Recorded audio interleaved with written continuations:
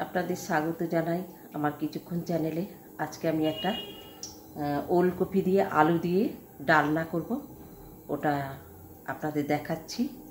আপনারা দেখুন, ভালো লাগলে আপনারা করে খাবেন, কিন্তু ভীষণ ভালো হয়। আমি যেভাবে করছি এইভাবে দেখে রাখুন, ভালো লাগলে করবেন আপনারা। এখানে আছে গরম মশলা আর তেজপাতা, এখানে আছে ওলকপি আর আলু ভাজা, একটু সেদ্ধ করে নিয়েছি হালকা। ওলকপি আর আলুটাকে সিদ্ধ করে নিয়ে এটা ভাজা আছে। এখানে আছে জিরে, আদা আর একটুখানি দুটো শুকনো লঙ্কা এখানে পেস্ট করা আছে।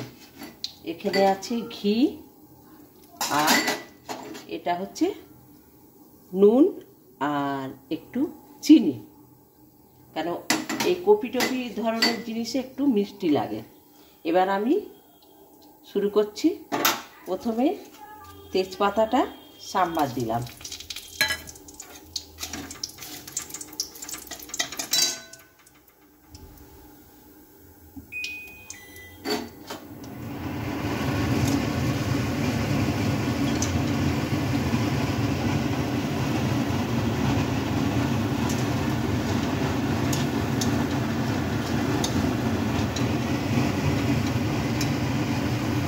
এবার আমি এই মশলাটাকে এর মধ্যে দিয়ে দিলাম।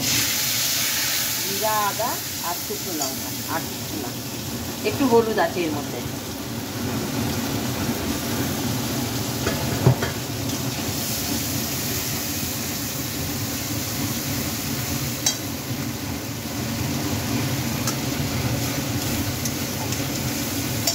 এবার আমি নুন আর মিষ্টিটা মিক্স করে দিলাম।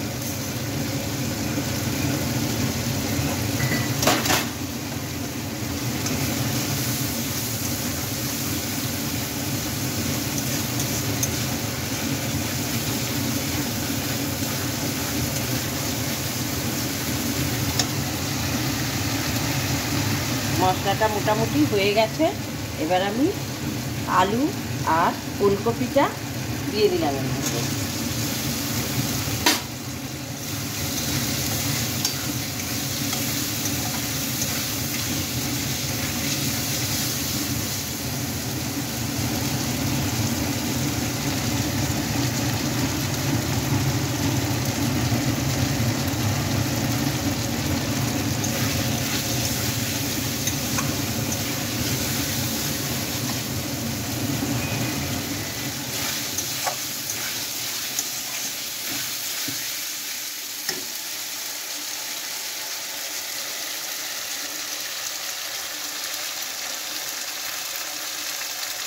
এই ওলকপির তরকারিটা ভাত দিয়ে, রুটি দিয়ে, সব কিছু দিয়েই ভালো লাগবে খেতে।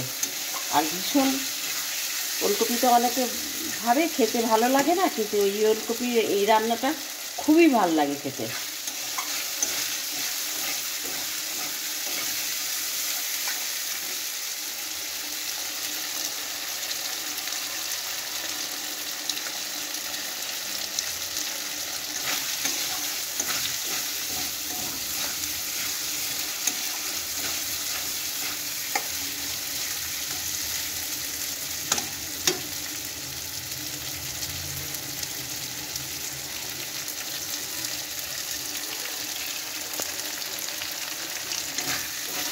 এবার আমার মশলাটা ভাজা হয়ে গেছে এবং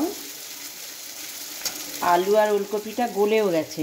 এবার আমি ওলকপি সিদ্ধ যে জলটা ছিল ওটা আমি ফেলিনি, ওই জলটাই আমি দিয়ে দিচ্ছি।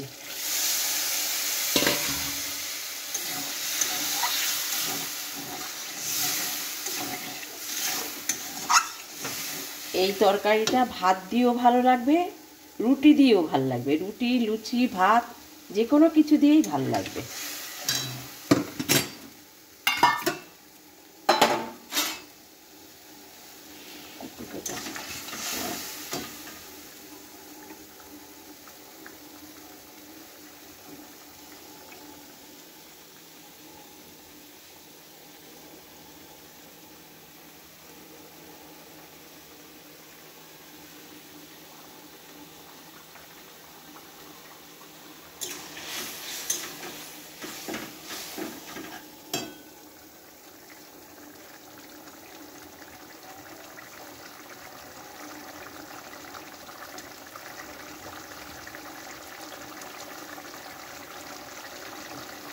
এবার আমি এর মধ্যে একটু ঘি দিলাম, নামানোর আগে একটু ঘি দিয়ে দিচ্ছি।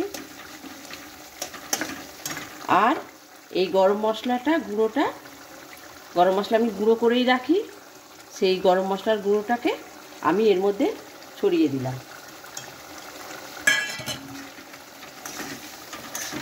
এবার আমার তরকারিটা কিন্তু হয়ে গেছে।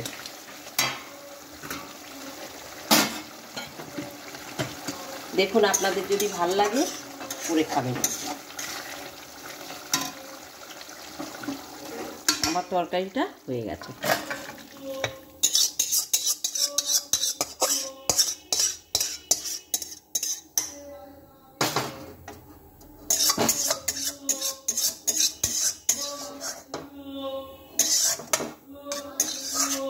দেখুন তরকারিটা কি সুন্দর দেখতে হয়েছে। দেখতে যেমন সুন্দর হয়েছে, খেতেও ঠিক ততাধিক সুন্দর হবে।